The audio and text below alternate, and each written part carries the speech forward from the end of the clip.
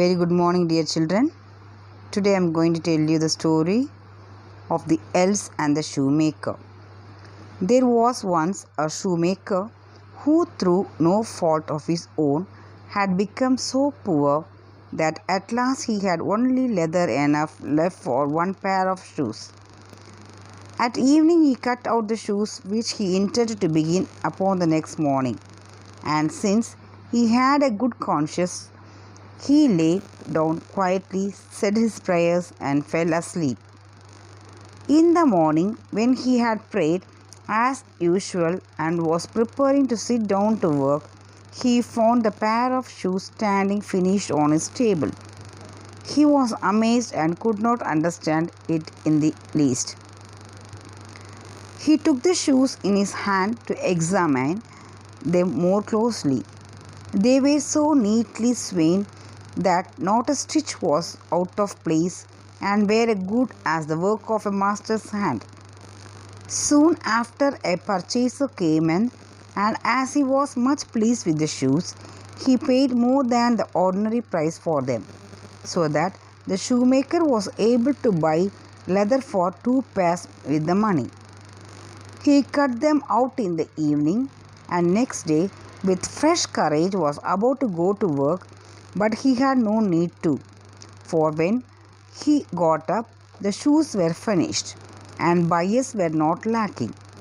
These gave him so much money that he was able to buy leather for 4 pairs of shoes.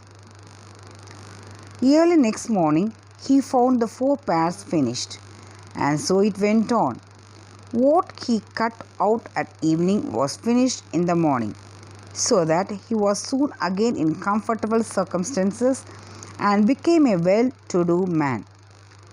Now it happened one evening, not long before Christmas, when he had cut out shoes as usual, that he said to his wife, "How could it be if we were to sit up tonight to see who it is that lends us such a helping hand?"